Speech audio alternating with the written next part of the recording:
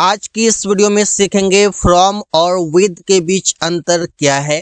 From का मतलब है से और विद का मतलब है से, तो दोनों के बीच अंतर क्या है। जैसे प्रिया ऑफिस से आ रही है, Priya is coming from office. Priya office से आ रही है, Priya is coming with office. दोनों में कौन सा सही है। कई सारे लोग इसमें कंफ्यूज रहते हैं कि विद प्रयोग करें या फ्रॉम प्रयोग करें। दोनों का कंडीशन सिचुएशन क्या होता है, कब फ्रॉम और विद का प्रयोग किया जाता है। तो आज की इस वीडियो में फ्रॉम और विद के कंप्लीट यूज सीखेंगे। जैसे फ्रॉम का मतलब है से। अब से के लिए तो हमारे पास कई सारे वर्ड्स हैं, लेकिन ऐसा कौन सा कंडीशन है, सिचुएशन है जहां पर फ्रॉम प्रयोग किया जाता है। तो सिचुएशन ये है कि जहां पर सेपरेशन की बात हो, जहां पर अलगाव की बात हो, जहां पर अलग होने की बात हो, अलग होने की बात हो, जहां पर अलग होने की बात होगा वहां पर फ्रॉम प्रयोग होगा से के लिए। और आप इसे इजी वे में समझ सकते हैं कि जहां पर किसी स्थान से आ जाए, जहां पर किसी स्थान से आ जाए और वो उस स्थान को छोड़ने की बात हो, उस स्थान को छोड़ने की बात हो और स्थान से की बात हो, वहां पर फ्रॉम आएगा। जैसे वो बाजार से आ रहा है, तो बाजार से आ रहा है तो बाजार को छोड़ने का काम हो रहा है, और बाजार क्या है, स्थान है, तो इससे आप समझ सकते हैं। तो he is coming from market. Rohan Delhi से आ रहा है, दिल्ली से, दिल्ली क्या है, स्थान है, दिल्ली को छोड़ने की बात हो रही है, तो यहाँ पर फ्रॉम आएगा से के लिए। तो Rohan is coming from Delhi. हम लोग मुंबई से कपड़ा लाते हैं, we bring clothes from Mumbai. तो फ्रॉम मुंबई क्यों हुआ, मुंबई एक प्लेस है और इसे छोड़ने की बात है, वहां से अलग होने की बात है। तो इस तरीके से आप अगर समझेंगे तो बहुत इजी हो जाएगा। ऐसे से के लिए हमारे पास फॉर भी है, विद भी है, और हमारे पास ऐसे कई सारे वर्ड्स हैं, लेकिन इनके बीच अंतर क्या है।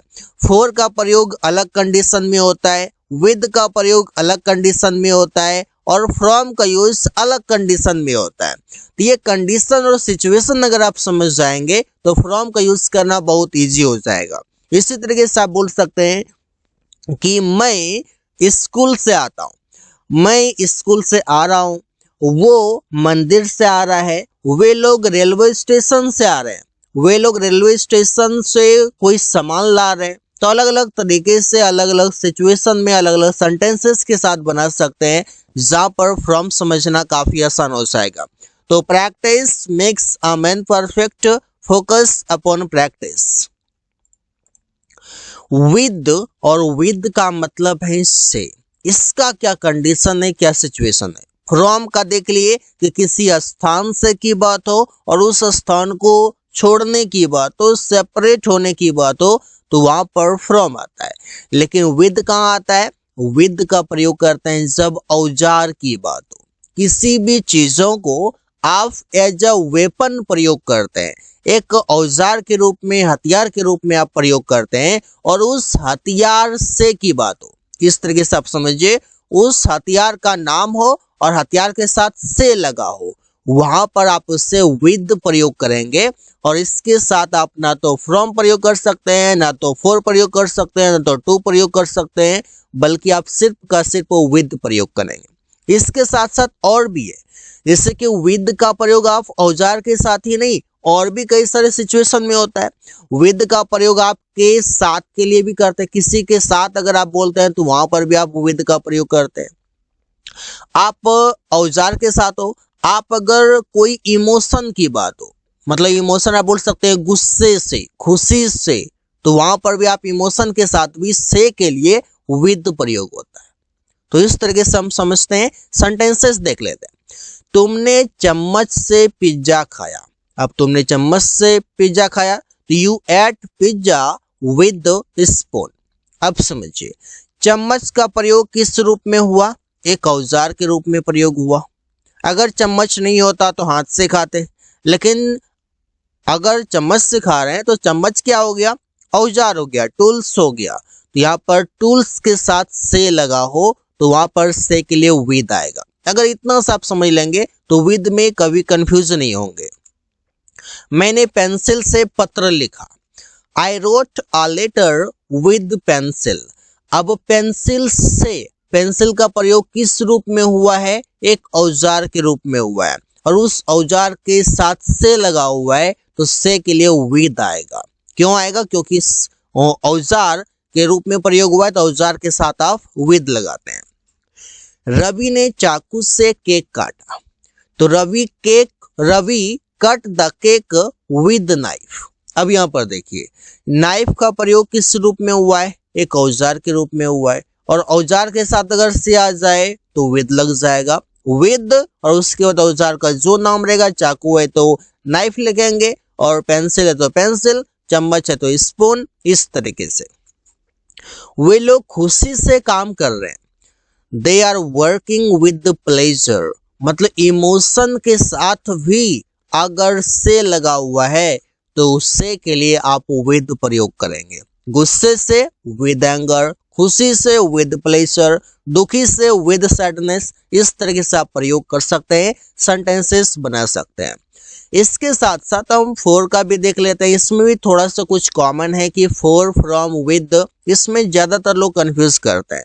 तो फॉर का प्रयोग कब करते हैं, जब ड्यूरेशन ऑफ टाइम की बात करते हैं, समय की अवधि बताते हैं। कौन सा ऐसा समय जो ना आपको कैलेंडर में लिखा हुआ मिलेगा ना तो घड़ी में मिलेगा, और ये बताया गया जैसे कि 1 घंटा ना तो कैलेंडर में रहता है तो घड़ी में रहता है। 1 घंटा नहीं होता बल्कि 1 बजता है। 2 घंटा नहीं रहता है, 2 बजता है।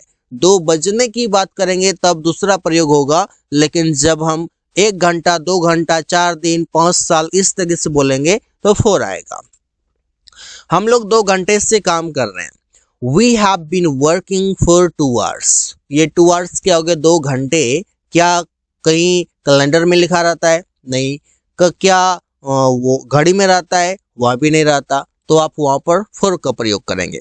अगर घड़ी और कैलेंडर को देखा जाए ना तो आप 90% एटलीस्ट 90% आपके डाउट क्लियर हो जाएंगे, 2 चीजों को आप ध्यान में रखेंगे तो। प्रिया 1 घंटा से खाना पका रही है, Priya has been cooking food for an hour. Priya has been cooking food, Priya खाना पका रही है फॉर एन आवर। तो फॉर का प्रयोग कहाँ करते हैं, कहाँ करते हैं, इससे के लिए समय के साथ इसका प्रयोग करते हैं। प्रेजेंट परफेक्ट कंटिन्यूअस टेंस में, पास्ट परफेक्ट कंटिन्यूअस टेंस में, और फ्यूचर परफेक्ट कंटिन्यूअस टेंस में आप फॉर का प्रयोग करते हैं से के लिए, वो भी समय के साथ। मतलब कोई भी समय से ऐसे होता है, जैसे कि 2 घंटे से, 2 दिनों से। रवि 4 दिनों से कहानी लिख रहा है, Ravi has been writing a story for 4 days। तो इस तरीके के सेंटेंसेस बनाए जाते हैं। आई होप कि आप विद, फ्रॉम, फॉर तीनों के बीच आप डिफरेंस समझ चुके हैं। कंडीशन अलग अलग है, आप प्रयोग एक ही तरीके से कर सकते हैं। कंडीशन अगर ध्यान में रहेगा तो फिर डाउट नहीं होगा। तो so guys, thanks for watching, that's all for today.